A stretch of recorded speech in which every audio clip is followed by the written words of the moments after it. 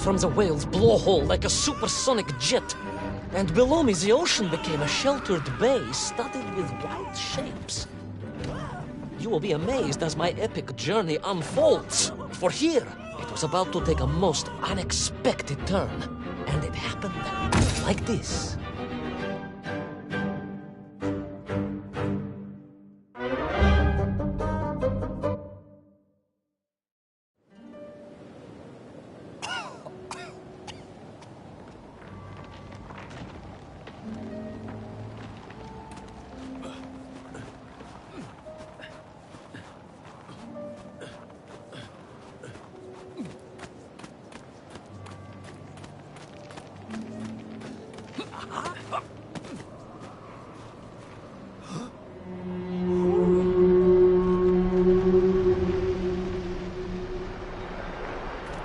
It was a beautiful but deadly wasteland. Freezing cold, brutally chilling, enough to kill a man in hours. Yet here you are. Indeed, General. An impoverished childhood playing in the streets of Omsk during those bitter winters had made me hardly... I thought you said you grew up in Altai. Ah, General, the life of a poor toy maker's family. We had to move from place to place just to find work.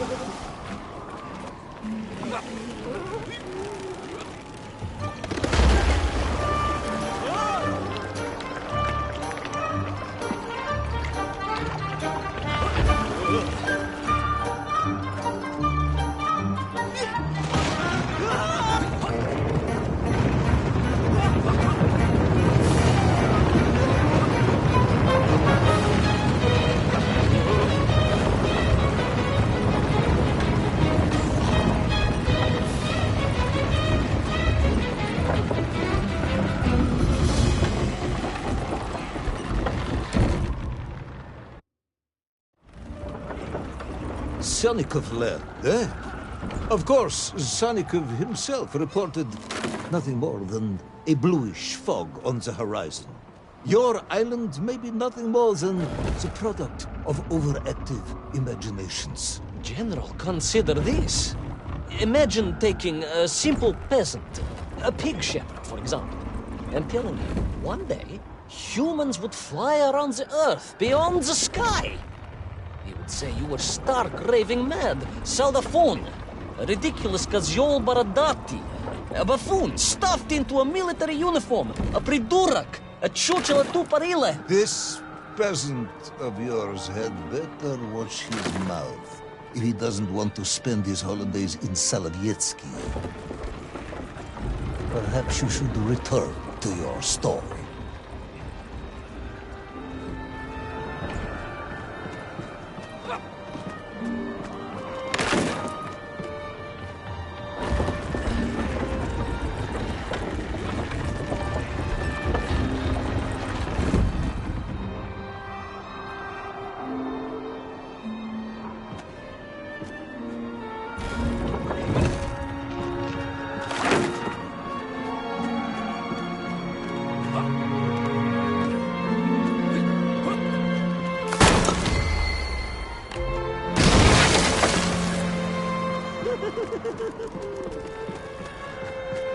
There in the cliff, I could not believe it. A hairy elephant, trapped and frozen in the ice. A mammoth? No, General, a hairy elephant. Who would think such a thing could be?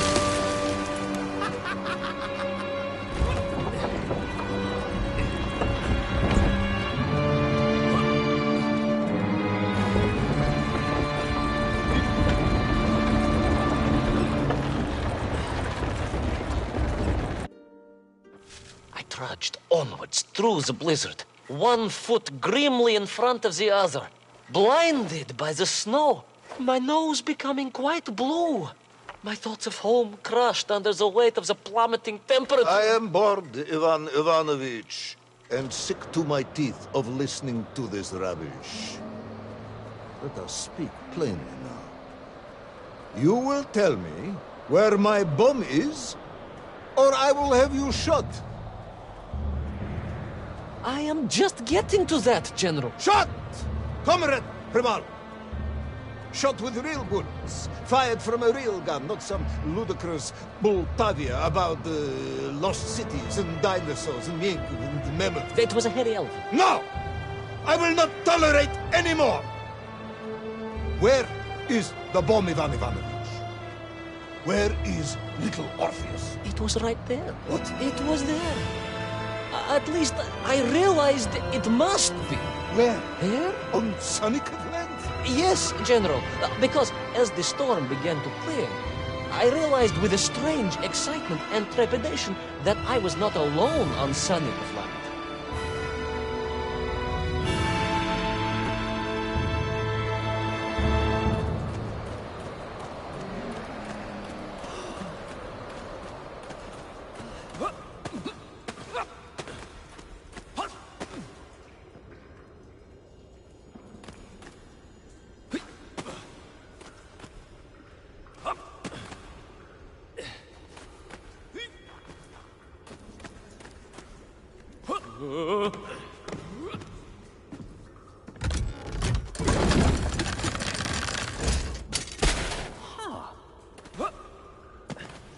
Wait.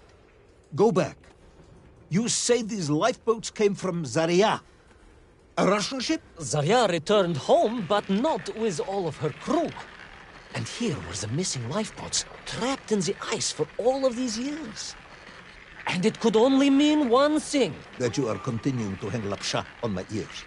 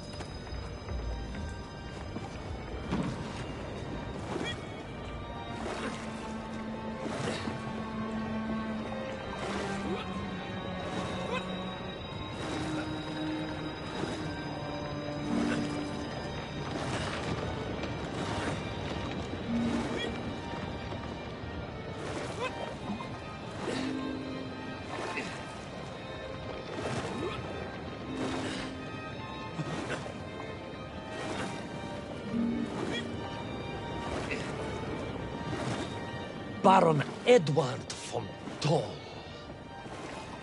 Of course, I remember reading about his tragic expedition at school. We were taught he had died a hero's death out on the icy wastes, searching for Sanikaflan. Yet what if, in doing so, he had sailed accidentally into the interior, deep below the crust of the world? A fellow citizen of the surface. I had to try and find him.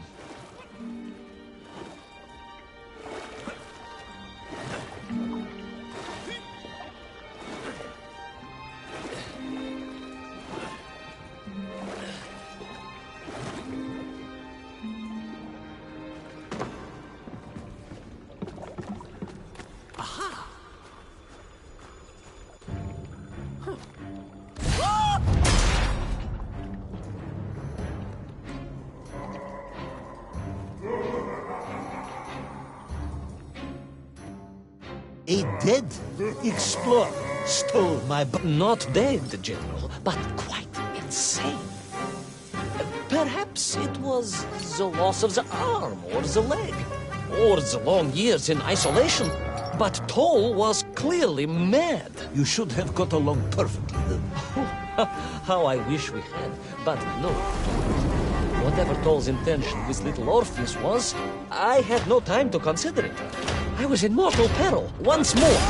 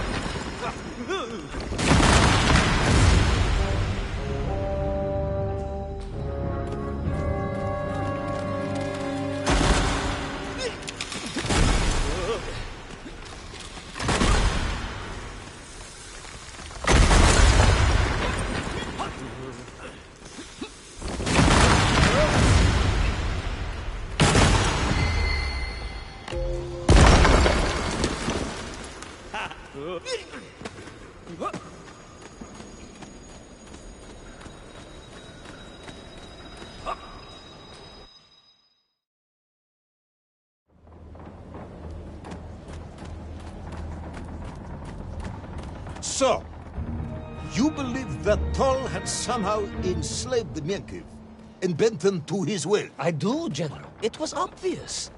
Why else would they serve him? And how else could they be so different from their freed comrades? These odd helmets they wore, it was the science of our times. No doubt about it. Although fused with some strange crystal technology I could not recognize. To be honest with you, it didn't seem appropriate to stop and ask them.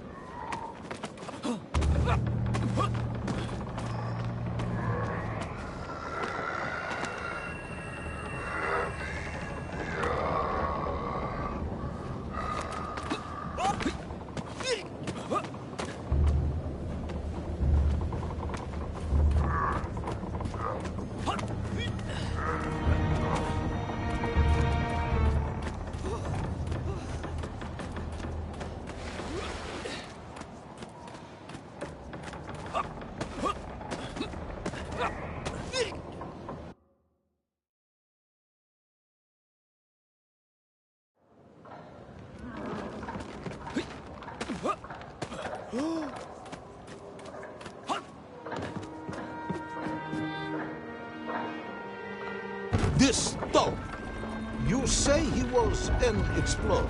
Yes, General, he was. He vanished some 60 years ago. I remember the story well. And you say he stole little Orpheus? To get home, General. To get home.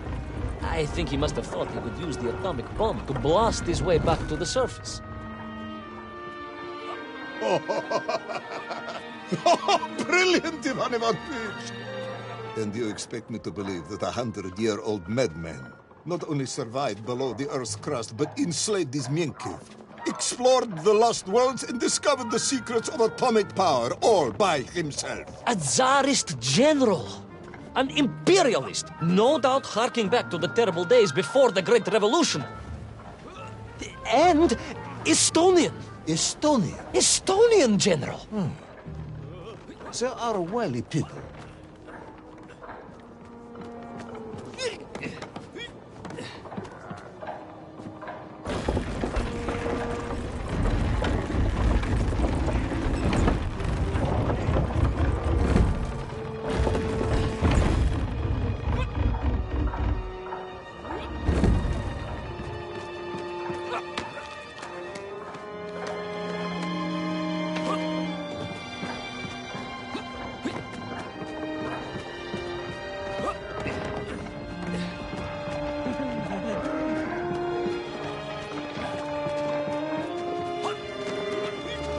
The slave mines stretched away into the distance, and I sometimes wondered if I would ever find my way out.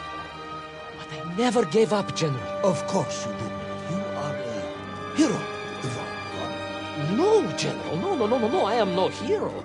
I am a simple toy maker's son from Tomsk. Omsk? General? Omsk. You said Tomsk. I said Omsk. You said Tomsk. General, I think I am well aware of the city of my birth. Perhaps all the moving around as a child confused you.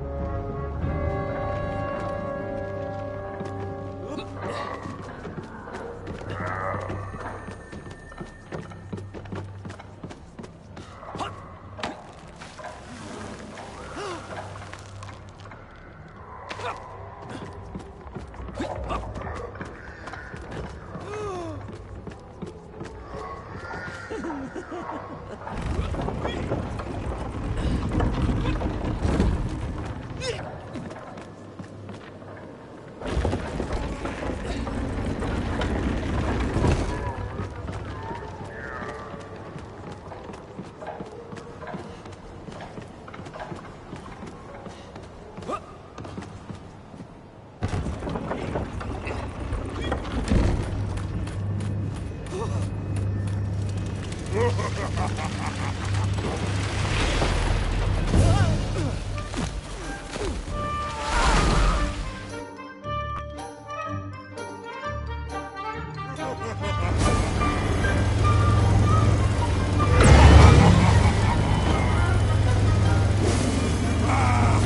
we flew across the deserted, frozen plateau.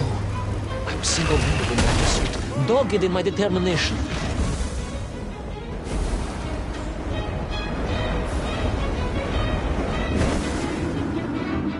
I would take back little Orpheus and prevent Toll from detonating the bomb. Ah, you are as humble as ever, Tavares.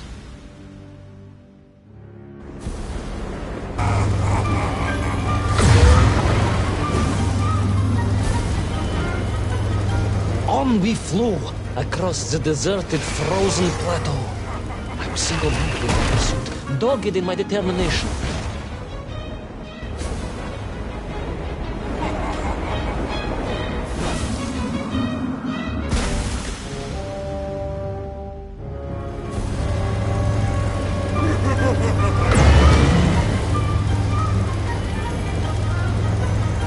On we flew across the deserted, frozen plateau.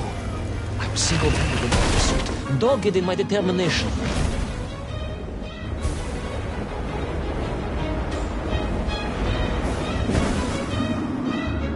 I would take back little Orpheus and prevent Toll from detonating the bomb. Ah, you are as humble as ever, Tavares.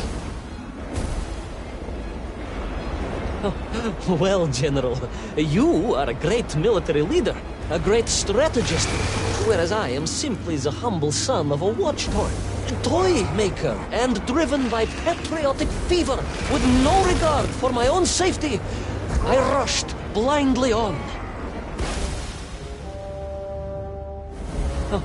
Well, General, you are a great military leader, a great strategist, whereas I am simply the humble son of a watch toy maker, and driven by patriotic fever, with no regard for my own safety, I rushed blindly on.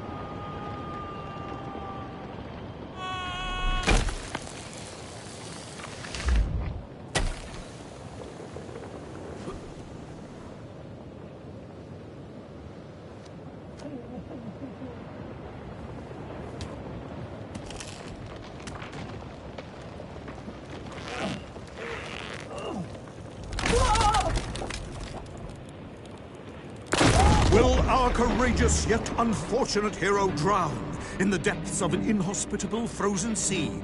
Will he thaw out in time to prevent Toll from detonating the bomb? Will the general holiday in Omsk next year? Or Tomsk? Or perhaps both? What exactly is the difference between a mammoth and a hairy elephant? All of these questions and more should almost certainly be answered in the next exciting episode of Little Orpheus!